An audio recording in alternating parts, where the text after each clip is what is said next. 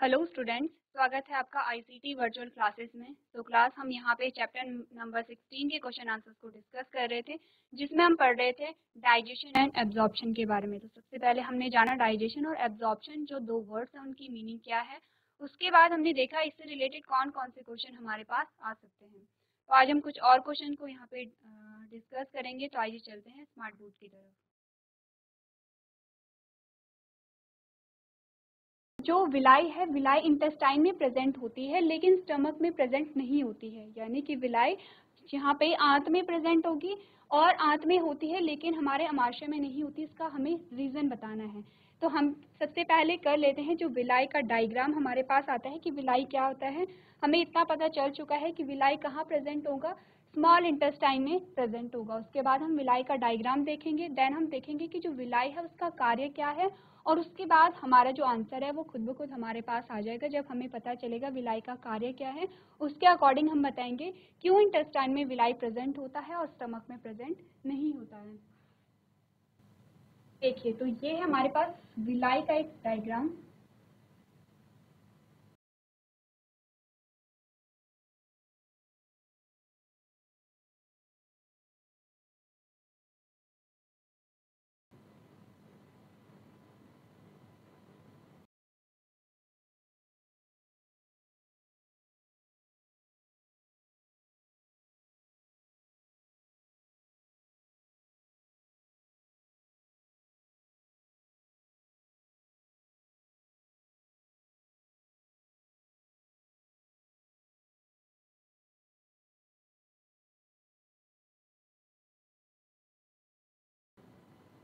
चलिए, तो हमने कहा ये हमारे पास क्या आता है, विलाई का एक डायग्राम है। विलाई का डायग्राम है। जो बीच वाला पोर्शन हमने कहा था, हमने कहा ये है लैक्टियल, ये है लैक्टियल। ये जो हमारे पास आ रही है ये ब्लड कैपिलरीज हैं।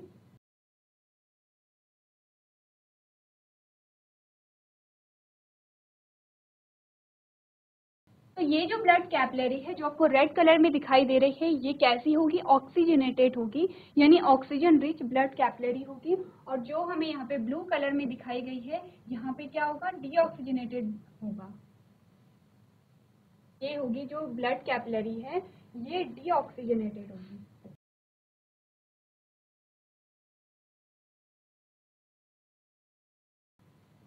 तो ये हमारे पास एक विलाई का डायग्राम आता है। ये सिंगल विलाई है। मेन आपको ये चीजें इस पे याद रखनी है। तो इसी प्रकार की जो विलाई होती है, बहुत सारी, मतलब असंख्य विलाई होती है। कहाँ पे, स्मॉल इंटेस्टाइन में। अब स्मॉल इंटेस्टाइन में कार्य क्या होता है, मेनली एक तो स्मॉल इंटेस्टाइन यानी कि छोटी आंत में जो पाचन की प्रक्रिया है वो लगभग कंप्लीट हो जाती है। जो हम कहते हैं कि पाचन की जो प्रक्रिया है वो कहाँ पूरी हो रही है, हमने कहा वो स्मॉल इंटेस्टाइन में पूरी हो रही है। सेकंड, हमने कहा कि जो स्मॉल इंटेस्टाइन है वहीं पे एब्जॉर्प्शन भी हो रहा है, यानी कि अवशोषण भी हो रहा है। तो जो विलाई का जो कार्य है वो क्या है, यहाँ पे अवशोषण करना, एब्जॉर्प्शन करना। क्या होगा, यहाँ पे हमने दोनों चीजें पढ़ी थी, हमने डाइजेशन पढ़ा था और क्या पढ़ा था, एब्जॉर्प्शन पढ़ा था। तो यहाँ पे विलाई का कार्य होगा एब्जॉर्प्शन करना। तो एब्जॉर्प्शन कहाँ पे हो रहा है, स्मॉल इंटेस्टाइन में हो रहा है। स्मॉल इंटेस्टाइन के किस पार्ट के द्वारा हो रहा है, विलाई के द्वारा यहाँ पे एब्जॉर्प्शन हो रहा है। तो इसी वजह से जो विलाई है वो स्मॉल इंटेस्टाइन में रहती है, क्योंकि स्टमक में एब्जॉर्प्शन नहीं हो रहा है, अमाशय में क्या हो रहा है, पाचन की प्रक्रिया हो रही है, इसीलिए वहाँ पे विलाई नहीं पाए जा रहे हैं। और छोटी आंत में, क्योंकि वहाँ पे क्या हो रही है, पाचन की प्रक्रिया हो रही है, इसीलिए वहाँ पे विलाई प्रेजेंट होता है। तो अगर हम आंसर पढ़ेंगे तो हमने कहा the small intestine, the presence of villi cause increase in a surface area for further efficient absorption of food। यानी कि क्या होता है, जो विलाई होते हैं वो एब्जॉर्प्शन का सरफेस एरिया बढ़ाते हैं। किस प्रकार से बढ़ा रहे हैं, अगर हम सिंपली कहें कि अगर एक सिंपल सी इंटेस्टाइन है तो कुछ इस प्रकार से हमने इंटेस्टाइन को देखा है, यही है, इसी प्रकार का डायग्राम हमने देखा था। ये इस प्रकार से जो इंटेस्टाइन है वो कॉइल रहती है, लेकिन इस इंटेस्टाइन की जो आंतरिक सतह है, ये वाली जो लेयर है, यहाँ पे किस प्रकार की संरचनाएं पाई जाएगी, कुछ इस प्रकार से बहुत सारी विलाई यहाँ पे पाई जाती हैं। इस प्रकार की यहाँ पे संरचना क्या होती है, पाई जाती है। तो क्या कर रहे हैं ये जो विलाई है, यही क्या है, यहाँ पे विलाई है। और ये विलाई क्या करेंगी, यहाँ पे सरफेस एरिया को बढ़ा रही है, यानी जो एब्जॉर्प्शन का जो एरिया है, एब्जॉर्प्शन के एरिया को बढ़ा रही है। जितनी ज्यादा विलाई होंगे उतना ज्यादा यहाँ पे एब्जॉर्प्शन होगा। ये बात क्लियर है। नेक्स्ट हमने कहा, since absorption of food mainly occurs in the small intestine, villi are found to be present in the intestine and not to the stomach. Simple सी बात है कि जब विलाई का कार्य ही क्या है, यहाँ पे अवशोषण करना। किस चीज का अवशोषण करना, जो वहाँ पे पाचित भोजन है, पचा हुआ भोजन है, उसका अवशोषण करेगी विलाई। अब विलाई वहीं पाई जाएगी जिस ऑर्गन में अवशोषण होगा, क्योंकि अगर स्टमक में ही अवशोषण होने लगे तो क्या होगा, क्यों स्टमक में यहाँ पे एब्जॉर्प्शन नहीं हो रहा है, क्योंकि स्टमक में अभी तक जो भोजन है उसका पूरा पाचन हुआ नहीं है, यानी कि यहाँ पे अभी भोजन का पाचन और होना बाकी है। और भोजन जो पाचित भोजन है उसका अवशोषण तभी होगा जब भोजन का पूर्ण रूप से पाचन यहाँ पे हो जाएगा। और पूर्ण रूप से पाचन हो रहा है छोटी आंत में, इसीलिए छोटी आंत में ही अवशोषण की प्रक्रिया होगी, और जहाँ पे अवशोषण की प्रक्रिया होगी वहीं पे विलाई पाया जाएगा। आपको विलाई का डायग्राम भी यहाँ पे आना चाहिए, तो इस प्रकार से आप अपने आंसर को यहाँ पे लिखेंगे।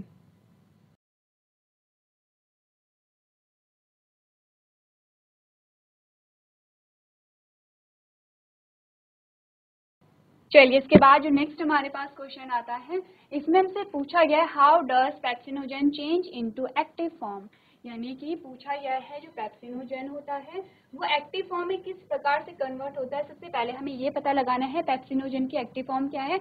हमने कहा पेप्सिन है, यहाँ तक ये बात क्लियर है। अब कैसे चेंज करेगा, तो हमने कहा था यहाँ पे एक एसिड होता है, एक अम्ल होता है, जिसे हम कहते हैं यहाँ पे हाइड्रोक्लोरिक एसिड।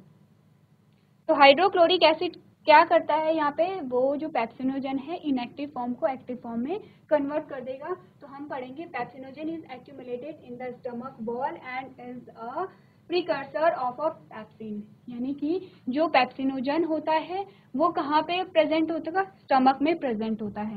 नेक्स्ट हमने कहा pepsinogen is converted into a pepsin by the action of hydrochloric acid, यानी कि स्टमक में हाइड्रोक्लोरिक एसिड के फंक्शन के या एक्शन के द्वारा क्या होता है, जो पेप्सिनोजन है वो पेप्सिन में कन्वर्ट हो जाएगा। Hence the activated form of pepsinogen is pepsin. अब दोनों चीज आपको याद रखनी है। देखिए, पेप्सिनोजन भी अमाशय में ही सिक्रीट हो रहा है और हाइड्रोक्लोरिक एसिड भी अमाशय में ही सिक्रीट हो रहा है। हमने कहा था कि जो पेप्सिनोजन है वो गैस्ट्रिक ग्लैंड के द्वारा सिक्रीट हो रहा है। जब हमने पढ़ा था गैस्ट्रिक ग्लैंड के बारे में, गैस्ट्रिक ग्लैंड में अलग अलग प्रकार की सेल्स आई थी। कुछ सेल्स यहाँ पे पेप्सिनोजन को सिक्रीट कर रही थी और कुछ सेल यहाँ पे हाइड्रोक्लोरिक एसिड को सिक्रीट कर रही थी। तो एक जो फंक्शन है यहाँ पे आपके पास जो आंसर क्वेश्चन आता है वो ये भी आता है कि हाइड्रोक्लोरिक एसिड का फंक्शन बताइए। तो क्या फंक्शन होता है, एक तो इसने क्या किया, जो यहाँ पे पेप्सिनोजन था इनएक्टिव फॉर्म में था। इनएक्टिव का क्या मतलब है, देखिए यहाँ पे जो पेप्सिनोजन है ये पाचक रस है, इसका कार्य है पाचन करना। तो पाचन किस चीज का पाचन करेगा, ये करेगा प्रोटीन का पाचन। लेकिन अगर ये इनएक्टिव फॉर्म में है, निष्क्रिय अवस्था में है, तो ये किसी भी चीज का पाचन यहाँ पे नहीं करेगा।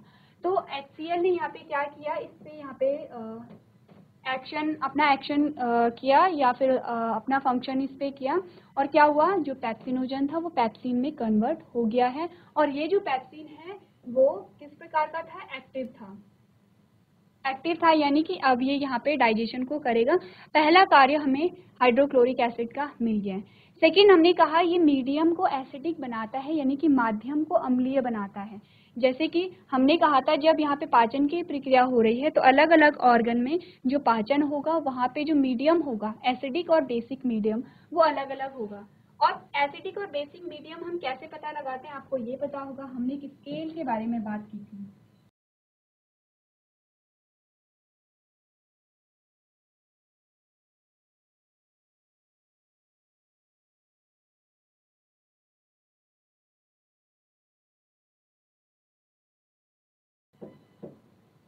हमने कहा हमारे पास एक स्केल है जिसकी जो नंबरिंग है वो 1 से लेके 14 तक है। अब 1 से लेके और 6 तक ये हमें बताता है अम्लीयता को।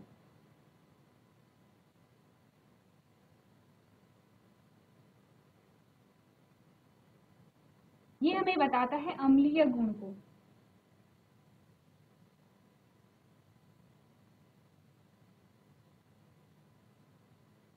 और अगर हम बात करें यहाँ पे 8 से लेके 14 तक की, ये हमें बताता है क्षारीय गुण को।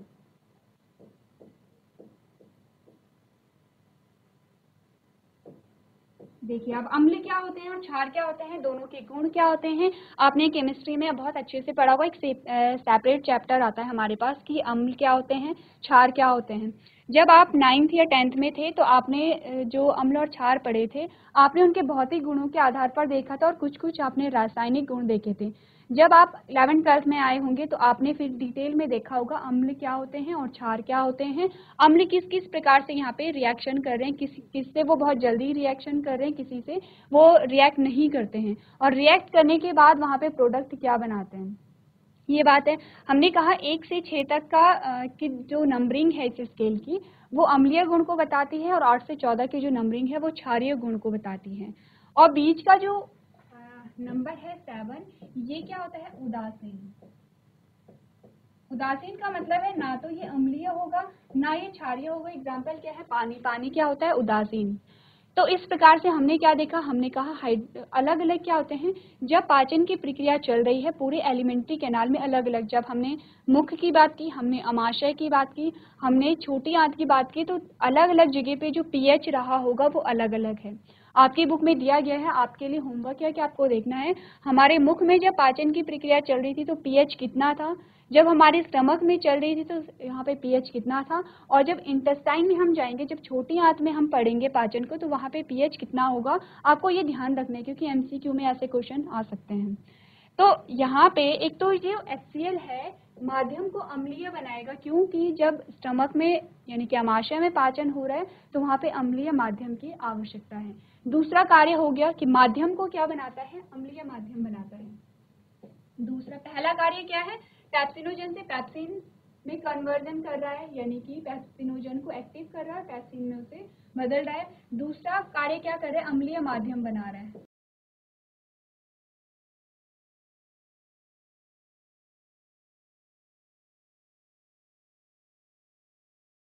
अम्लीय माध्यम बना रहे हैं। और तीसरा क्या करता है, जो हानिकारक जीवाणु होते हैं उन्हें मारता है।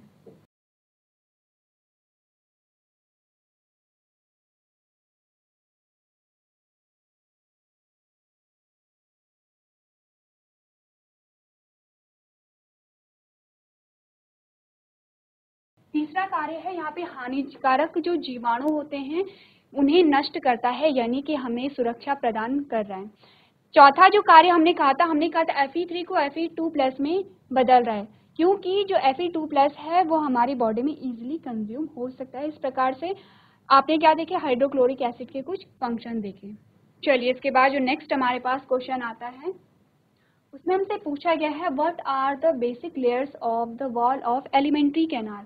जो एलिमेंट्री कैनाल हमारे पास आता है उसके जो बेसिक लेयर हैं वो क्या क्या होते हैं, यानी कि हमसे क्या पूछा गया है, जो गट है, गट के कितने लेयर होती हैं। गट क्या है, एलिमेंट्री कैनाल का कोई भी पार्ट जो कि प्रत्येक लेयर को, प्रत्येक एलिमेंट्री कैनाल कितनी लेयर से बना है हर एक लेयर को बता रहा होगा, उसे हम क्या कहते हैं, गट कहते हैं। तो यहाँ पे कुछ जो लेयर है उनके नाम है, जैसे कि सेरोसा फर्स्ट आ गया है, सेकंड है मस्कुलरिस, थर्ड है सबम्यूकोसा और लास्ट है म्यूकोस। तो हम क्या कर लेते हैं, पहले हम यहाँ पे देख लेते हैं कि ये जो लेयर है किस किस प्रकार से अरेंज होती हैं। पहले हम यहाँ पे इसका डायग्राम देखेंगे, उसके बाद हम पढ़ेंगे इन लेयर्स के बारे में।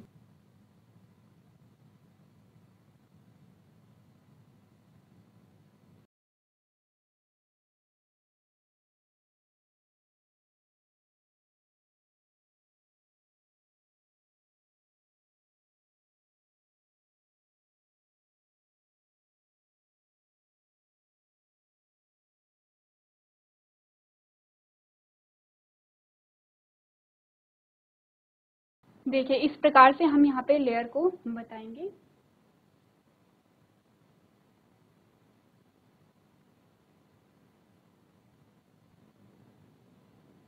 तो सबसे अगर हम अंदर की बात करें तो बीच वाला पोर्शन हमारे पास आता है ल्यूमेन। बीच वाला पार्ट हमारे पास आएगा ल्यूमेन। सेकंड जो हमने जिसे कलर किया है येलो कलर से, वो आएगा हमारे पास म्यूकोसा, जो हमारी पहली जो लेयर आएगी। अब लेयर यहाँ से स्टार्ट हो रही है म्यूकोसा।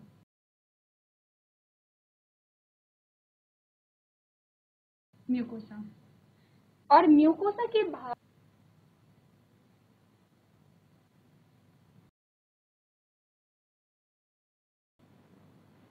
तो म्यूकोसा के बाहर हमने कहा यह आएगा सब म्यूकोसा। ये डायग्राम आपको इसलिए बताया जा रहा है ताकि आपको सीक्वेंस पता चले कि कौन सी लेयर बाहर आती है और कौन सी लेयर अंदर आती है। उसके बाद हमारे पास आता है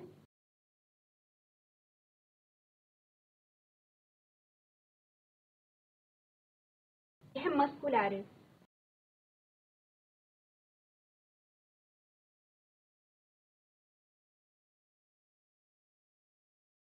और सबसे आउटर जो पार्ट है वो हमारे पास आता है सेरोसा। तो ये है हमारे क्या 4 लेयर हैं एलिमेंट्री कैनाल के। इन शॉर्ट क्या हो रहा है, आपको क्या देखना है, जो ल्यूमेन है, ल्यूमेन के बीच से क्या हो रहा है, खाना जा रहा होगा। ये एक सेम वैसा ही है जैसा पाइप होता है।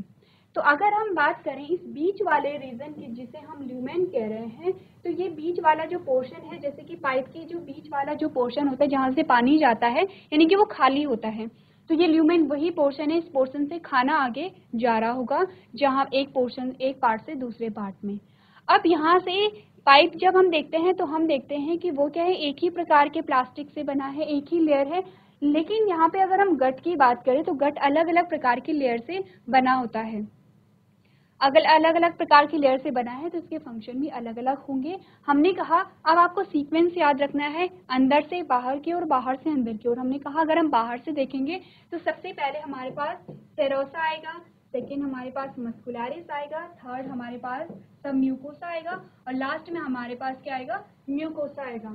अब अगर हम अंदर से बाहर की ओर अगर ये सीरियल देखें तो हमने कहा सबसे पहले आएगा म्यूकोसा, सेकेंड आएगा सब म्यूकोसा, थर्ड आएगा यहाँ पे मस्कुलैरिस और फोर्थ आएगा यहाँ पे सेरोसा। तो इस प्रकार से आपने क्या करना है, यहाँ पे आपने सीक्वेंस याद रखना है किस प्रकार का होता है।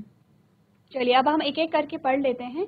यहाँ पे जो लेयर्स हमारे पास आई हैं, तो सबसे पहले हमने किसके बारे में पढ़ा, सेरोसा के बारे में। यानी कि हम कहाँ से पढ़ रहे हैं, हम पढ़ रहे हैं बाहर से।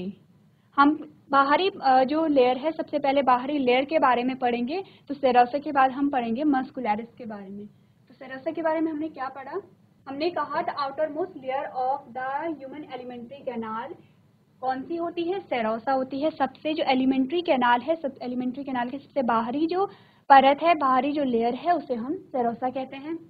It consists of fine layer of a secretory epithelial cells with a few underlying connective tissue। तो यहाँ पे ये क्या होती हैं, जो secretory epithelial cells होती हैं ये उससे बनी हुई होती है और यहाँ पे कनेक्टिव टिश्यू भी प्रेजेंट होगा। कहाँ की बात हो रही है, सेरोसा की बात हो रही है। पहली लेयर हो गई।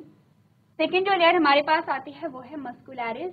मस्कुलैरिस में आप पढ़ेंगे it is a layer of a thin smooth muscles, यानी कि ये जो लेयर है ये थिन है और किस मसल से बनी है, स्मूथ मसल से बनी है। अब स्मूथ मसल से बनी है तो आपको याद होना चाहिए कि स्मूथ मसल्स वॉलेंट्री है या इनवॉलेंट्री, यानी कि ऐच्छिक है या अनैच्छिक है। ये जो ऐच्छिक और अनैच्छिक वाले जो मसल्स हैं वो हम क्लास 9 से पढ़ते चले आ रहे हैं। तो आपको ये याद रखना है कि जो स्मूथ मसल्स हैं वो इनवॉलेंट्री यहाँ पे होगी, यानी कि अनैच्छिक होगी। इसका मतलब है कि यहाँ पे वो प्रोसेस होंगी, वो प्रक्रियाएं चल रही होंगी जिन पे हमारा कंट्रोल नहीं रहता है। नेक्स्ट हमने कहा which is arrange into a outer layer that is longitudinal and inner layer that is circular. तो जो मस्कुलैरिस होती है वहाँ पे क्या आते हैं, अलग अलग लेयर पाई जा रही हैं। तो जो इनर जो अंदर की जो लेयर है वो सर्कुलर होती है और जो बाहर की जो लेयर होती है वो लॉन्गिट्यूडनल होती है। इस प्रकार से हमने क्या देखा, मस्कुलैरिस में भी क्या है, दो अलग अलग लेयर यहाँ पे पाई जा रही हैं। थर्ड जो लेयर हमारे पास आ रही है वो है सब म्यूकोसा। तो क्या होता है सब म्यूकोसा में, हमने देखा it is a layer of a loose connective tissue that contain a lymph vessels. देखिए सब म्यूकोसा क्या होती है, कनेक्टिव टिश्यूज से बनी हुई होती है और इसमें लिम्फ वेसल्स होते हैं, नर्व्स एंड ब्लड होता है। The some mucosa support the mucosa, जो सब म्यूकोसा होती है वो म्यूकोसा को सपोर्ट करती है। म्यूकोसा क्या सबसे आंतरिक लेयर है, सबसे इनरमोस्ट लेयर होगी। हमने पढ़ा it is the innermost lining of the lumen of the alimentary canal which is chiefly involve in the process of absorption and secretion. क्योंकि यही म्यूकोसा यहाँ पे क्या कर रही है, जो स्मॉल इंटेस्टाइन है, स्मॉल इंटेस्टाइन में जो विलाई का फॉर्मेशन कर रही है। तो इसीलिए कहा गया है कि जो म्यूकोसा है वो एब्जॉर्प्शन की प्रक्रिया में भाग वहाँ पे लेती है। इस प्रकार से चारों जो लेयर हैं उसे आप डिफाइन करेंगे और डायग्राम भी यहाँ पे बनाएंगे।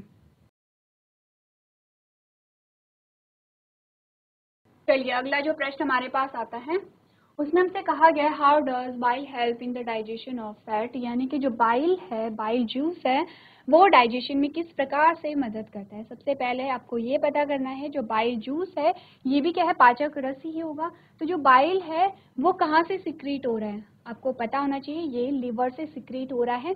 और लिवर से अगर श्रावित हो रहा है तो कहाँ पे जमा होगा, क्योंकि हमने पढ़ा था कि लिवर से जो भी यहाँ पे रस श्रावित हो रहा है जिसे हम बाइल कह रहे हैं वो गॉल ब्लैडर में क्या होता है, जमा हो जाता है। और गॉल ब्लैडर से फिर ये कहाँ जाएगा, गॉल ब्लैडर से ये जाएगा स्मॉल इंटेस्टाइन यानी कि छोटी आंत में और वहाँ पे अपना फंक्शन करेगा। तो सबसे पहले हम देखते हैं कि जो बाइल जूस है वो किस किस चीज़ से मिलके बना है, यानी कि हम देखते हैं पहले आंसर करने से पहले हम देखते हैं composition of bile.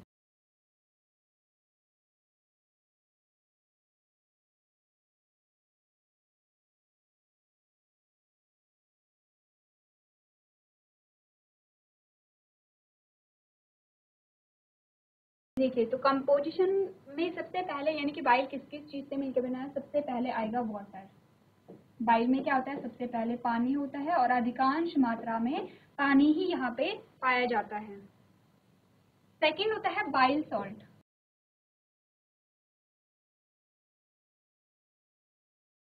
Bile salt में क्या आते हैं, हमारे पास दो आते हैं, बिलीरुबिन और बिलीवर्डिन। दो प्रकार के बाइल सॉल्ट हमारे पास आते हैं। उसके बाद हमने कहा फैटी एसिड।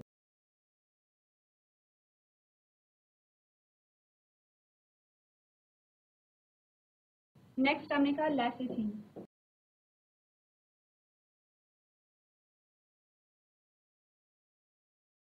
कुछ विटामिन भी यहाँ पे क्या होंगे, प्रेजेंट होंगे।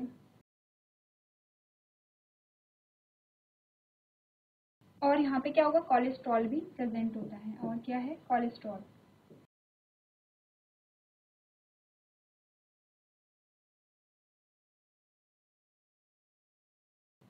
तो इतनी चीजें यहाँ पे प्रेजेंट होती हैं किसमें, बाइल में। और मुख्यतः क्या पाया जाता है, पानी पाया जाता है। आपको इसमें से कुछ चीजें याद रखनी है, जैसे कि बाइल सॉल्ट दो प्रकार के होते हैं, बिलीरुबिन और बिलीवर्डिन।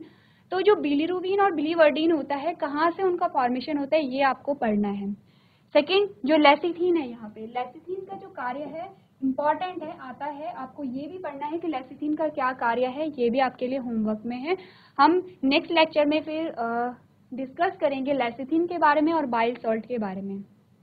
चलिए तो यहाँ पे जान लेते हैं कि बाइल किस प्रकार से यहाँ पे डाइजेशन में अपनी भूमिका निभा रहा है। आप पढ़ेंगे bile brings about the digestion of a fat, यानी कि बाइल क्या करता है, फैट का डाइजेशन करता है, वसा का पाचन करता है। It is digestive juice that is produced by the liver and accumulated in the gall bladder, यानी कि जो बाइल होता है वो लिवर से स्रावित हो रहा है और कहाँ पे जमा हो रहा है, गॉल ब्लैडर में जमा हो रहा है। आपको ध्यान रखना है। तो हिंदी में हम इसे कहते हैं बाइल को पित्तरस कहते हैं। और पित्तरस कहाँ पे जमा होता है, पित्ताशय में। गॉल ब्लैडर को हम कहते हैं पित्ताशय यहाँ पे। नेक्स्ट हमने क्या देखा, the bile juice contain bile salt such as biliverdin and bilirubin. देखिए दो सॉल्ट का नाम यहाँ पे आया है, biliverdin and bilirubin, which disintegrate large fat globules into a smaller globules for a pancreatic enzymes to act on them easily। तो देखिए सिंपली पाचन में हो क्या रहा है, वही हो रहा है कि जो लार्ज पार्टिकल हैं यानी कि बड़े जो पार्टिकल हैं वो छोटे पार्टिकल में यहाँ पे कन्वर्ट हो रहे हैं या फिर जटिल भोज्य पदार्थ से सरल भोज्य पदार्थ में यहाँ पे परिवर्तित हो रहे हैं। This phenomenon is termed as the emulsification of a fat. The bile juice is also known to make the medium alkaline and activate lipase। अब देखिए यहाँ पे जो मीडियम आ गया है, किस प्रकार का मीडियम आ गया है, एल्कलाइन मीडियम आ गया है। बाइल कहाँ पे प्रेजेंट होगा, हमने कहा सीक्रेट तो लिवर से हो रहा है, जमा गॉल ब्लैडर में हो रहा है, लेकिन जब एक्शन की बात आती है, यानी कि जब यहाँ पे बाइल जूस को अपना कार्य करना है, तो वो कहाँ पे आ जाएगा? अब वो स्मॉल इंटेस्टाइन में आ जाएगा। आपको तीनों चीजें ध्यान में रखनी है। स्रावित लिवर करेगा, वो जो उसका संचयन होगा, उसका जो स्टोरेज होगा, वो कहाँ पे हो रहा है? यहाँ पे वो गॉल ब्लैडर में हो रहा है। और अगर बाइल जूस को अपना फंक्शन करना है, कार्य करना है, तो वो स्मॉल इंटेस्टाइन में करेगा। अब स्मॉल इंटेस्टाइन यानी छोटी आंत में मीडियम, हमारे पास एल्कलाइन आ गया। हमने कहा था अलग अलग पीएच होते थे, यहाँ पे पीएच क्या होगा? यहाँ पे पीएच होगा 7 से ज़्यादा। और जब हमने बात की थी अमाशय यानी स्टमक में, तो हमने कहा था कि वहाँ पे जो पीएच होगा वो एसिडिक होगा, अम्लीय होगा, यानी कि 7 से कम वहाँ पे पीएच होगा। और जो स्मॉल इंटेस्टाइन है वहाँ पे 7 से ज़्यादा होगा। तो मीडियम यहाँ पे चेंज हो रहा है। नेक्स्ट काम क्या करता है जो बाइल जूस है? वो करता है लाइपेज है, लाइपेज को एक्टिवेट करता है। लाइपेज का काम क्या होगा? जो लिपिड है उसका यहाँ पे डाइजेशन करना। तो ये फंक्शन आते हैं किसके? बाइल के। इस प्रकार से आप अपना आंसर लिखेंगे।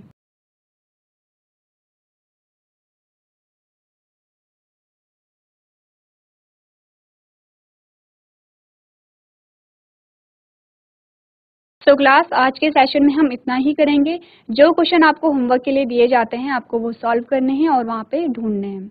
तो अभी तक क्लास में बने रहने के लिए आपका धन्यवाद।